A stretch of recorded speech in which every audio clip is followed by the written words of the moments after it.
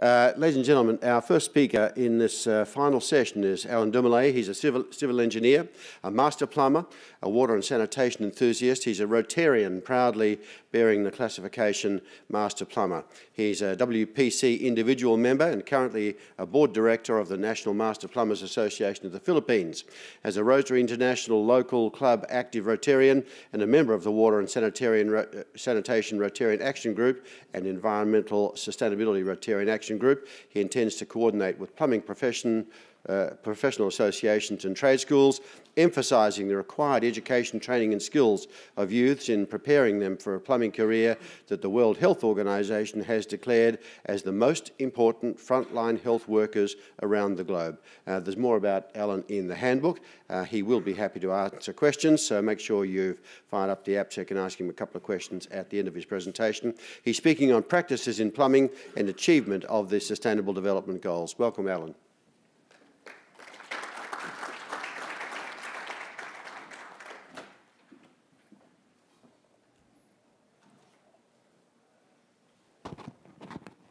Good morning. Are the plumbers doing well in the world? Yes, they are. I see the world in chaos without the plumbing industry. The plumbing products, education and professionals, training and plumbers. Imagine a home without a toilet and bath. Imagine this convention center without public toilet or restrooms. Do you know a plumber hero? They don't belong to the Justice League. I can name two of them. They are the Super Mario's brother of Nintendo, do you remember? Everybody of my age, teens on the 80s, know them very well. They do extraordinary actions, walking, running, jumping. There and everywhere, above earth and below the sewers, subdued a dragon and saved a princess. Well, everyone in this conference are heroes, hundreds of them in business suits. In my front, from the 7 continents of the world. Heroes, saver of everyone from sickness, earth environment, and ecology degradation.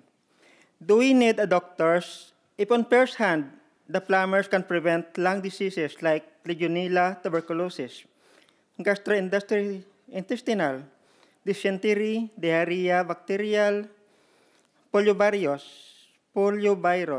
dengue, and many more, to name a few.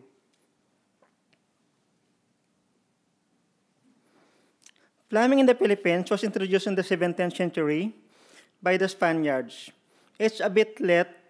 Plumbing systems are existing 50 AD at the buildings of the Roman empires. Plumbing materials become affordable upon introduction of light plastics in the Philippines. On 1957 was the start of plumbing boom. It was so expensive during the cast iron era, only the rich families, commercial and government establishment have the plumbing system in the Philippines. Back then, the Filipino have ancient hygiene way. It was an outdoor latrine and bath, no running water. Nevertheless, the legendary Phil and Dapper, as an article I have contributed on the World Plumbing Council newsletter review last July, do the purpose. Nowadays, the flourishing industry have this group of tradesmen and professionals who work hand in hand doing development for the country. They are the journeyman plumbers, trained and certified by the government, Technical Education and Skills Development Authority. National Competency 2 is equivalent to National Vocational Qualification 2 in the United Kingdom. There were thousands of journeymen in the Philippines. Master plumbers and sanitary engineers registered with the Professional Regulation Commission. Sanitary engineers are college or university educated and regulatory board exam passers. Professionals, currently they are usually designers of high-rise buildings, plumbing systems, and more. Master planners are non-baccalaureate, but also regulatory board exam passers. They could be in charge of plumbing installation, but the plant's financial capacity is only limited to 20 plumbing units. Master plumbers, who are at the same time a professional engineer, are on the level of the sanitary engineers in terms of financial capacity. It is limitless. Master plumbers are intended to be licensed tradesmen, but currently in the Philippines, most of them are so engrossed with contracting services, office and supervisory works, that during my recent continuing professional development lecture, I was surprised. Out of the 40 plus master plumbers participants, some tried, but nobody could perfect the name of the 3 tools on our association logo. Much could name the parts of such tools. And the funniest thing, they have never touched and operated the tools. We have evolved for sure, like the instinct birds that forgotten to fly due to the adaptive environment. I know our old folks are really close-handed tradesmen, but only few of them exist nowadays. Currently, there are 13,000 master plumbers in the Philippines and approximately 6,000 sanitary engineers. I am very thankful to be in this conference. I can tell them the plumbing world development when I'm back home.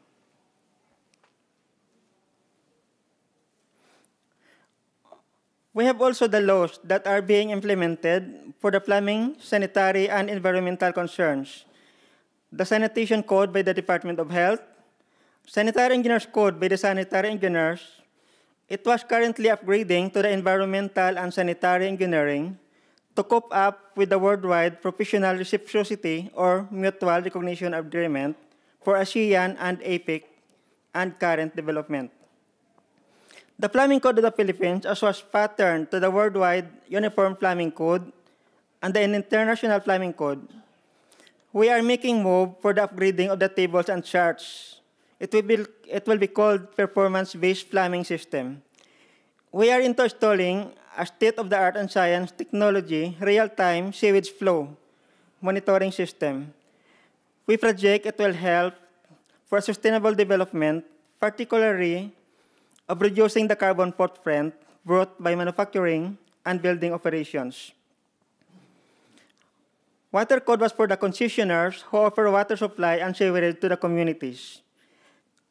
Clean Water Act and Detergent Act are for the Department of Environment and Natural Resources. They are implementing standards of effluent water properties discharging into the bodies of water. Example, the bio-oxygen demand, the color, suspended solids, E. coli, surfactants, nitrogen, and phosphorus. The nitrogen and phosphorus releases on the bodies of water have caused thriving green algae.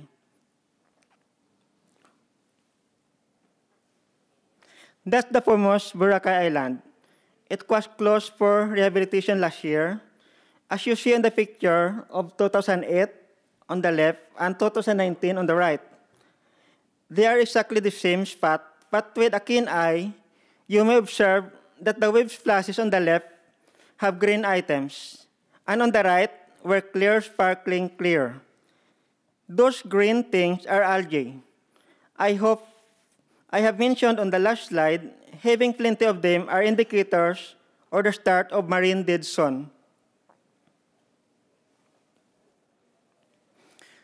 We see a place to serene. It seems we are on the dream or a fantasy. Please don't dream anybody can be there on 8 hours traveling starting now. Listed are the figures what the government have afforded in order to make it back to its old glory of the 80s.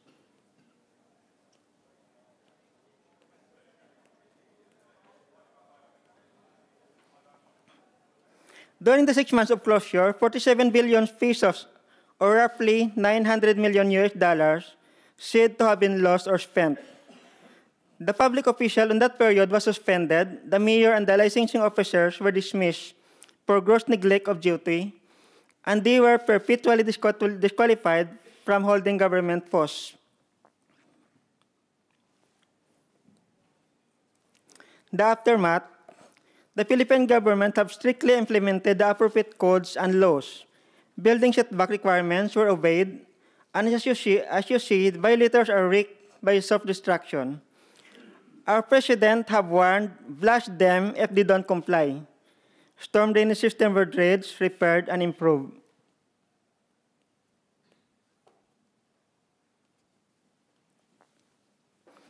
Wastewater treatment facilities were required for an establishment with 40 or more plumbing units, and the rest was required to tap into public sewer. The 19,000 maximum tourist occupancy of the island was the full capacity complying establishment who were strictly monitored. Strictly monitored.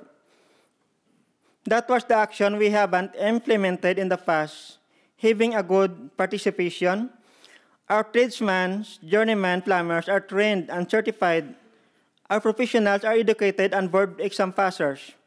The professional bodies require sufficient continuing professional development units on renewal of licenses.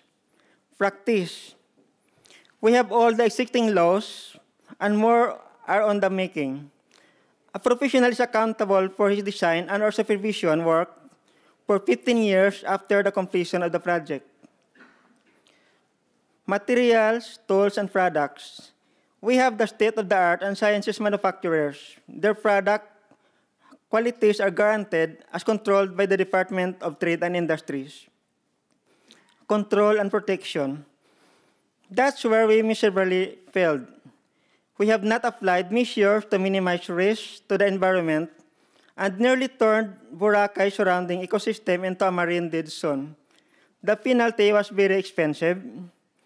That almost billion US dollars could have been funded into sustainable projects, businesses, or food, shelter, and clothing, and health of our citizens. But it was the end of our story. We have 7,100 more islands. No, not all of them are Boracay-like, but government will surely be drained out of fund, even with only tens of that numbers.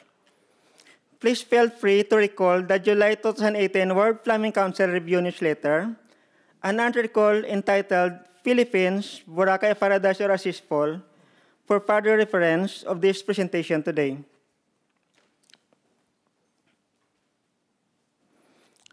Thanks there were Rotarians and the Rotarian Foundation, they do good to the world.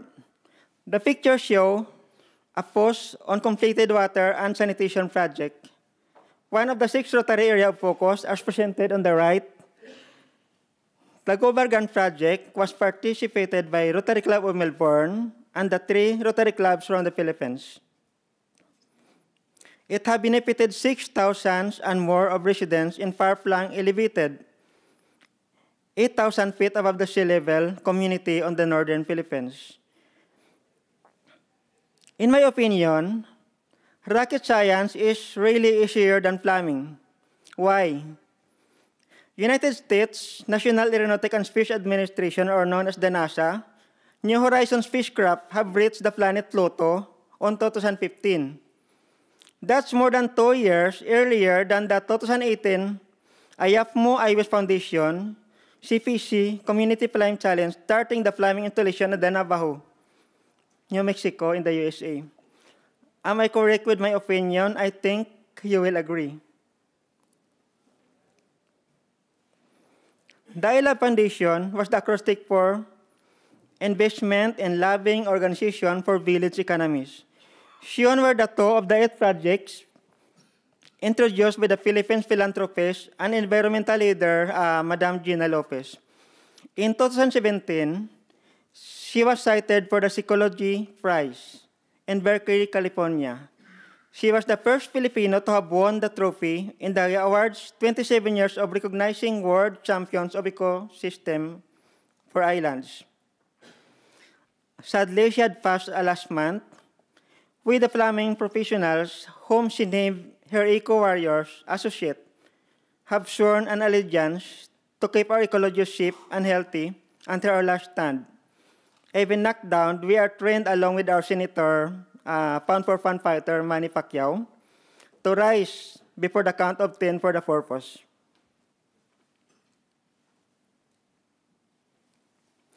They are the 17 United Nations SDG, or Sustainable Development Goal. SDG number 6 pertains to the clean water and sanitation, the plumbers 40 or specialty. Let us see more of that on the next speaker. However, if we scrutinize, all of those goals are plumbing. Is part, all of them are plumbing. I mentioned SDG 5, gender equality. Are you wondering where's the plumbing in the gender equality? In the Philippines, other gender group called LGBT, lesbians, gay, bisexual, transgender, demanded for their rights for a public toilet. Currently, it was being debated on the Congress and Senate. When the plumbing industries will be glad for its approval. Imagine the plumbing industries will be glad for its approval with public toilets for all biological and prescriptive gender. It may be a joke for some, but for the plumber, it's more work and, of course, more income for livelihood. The future of plumbing industry was repeatedly mentioned in the conference. That's a ram pump, hydraulic ram or hydram. First called as precision agent, it utilized the water hammer effect as introduced in the 17th century. Does it fit into the Sustainable Development Goals? It requires no electricity, no carbon emission, no global warming. Why it is not on the wide market? It was being advertised eventually it will sell, though they are not substitute for the modern induction motors. I hope it shall be further developed, surpassing motor running on electricity efficiency. They have been utilized in some of the ILAB Foundation projects. Next, a hydraulic water turbine. Another renewable energy source we should have this in our homes and buildings in the future. As described, the 24-inch diameter model can get 18 kilowatt power on 1 cubic meter per second flow volume. I calculated the flow velocity should be approximately 3.5 meters per second. In high-rise buildings, we use PRV or pressure-reducing valve to limit the domestic pressure to the maximum of 80 psi. These water turbines in series may do such purpose and also harnessing the natural forces of nature. I have more technology in mind we can tackle it in the future. I am encouraging the plumbing industry to make it available to everyone for attainment of sustainable development. In the first day, hydrogen was discussed and is very feasible for the future. It will significantly reduce the carbon dioxide emission to a very minimum, if not zero. Deuterium was not mentioned in it's a heavier isotope of hydrogen. It was reserved on the depths of the oceans in a liquid form in the future. We plumbers would work on that.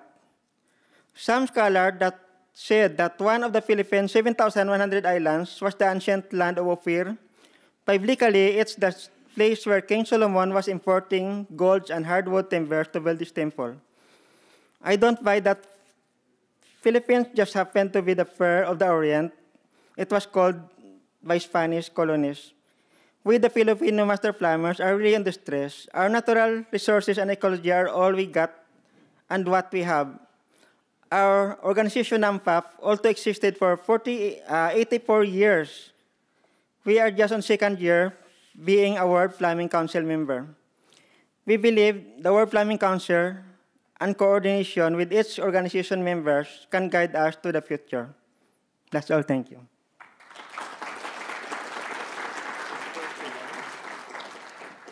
Allan, there's a question from Gary asks, can you please outline the makeup of the 40 training units and how long does the training take? For that. He's asked about the 40 training units. Did you mention that? Clarification, Gary? For the professionals? You said that you got 40 training units that the plumber apprentice has to undertake. Yes, the master plumbers are limited to 20 plumbing units. It means 20 water closets. That's what the Filipino master plumbers can sign and seal.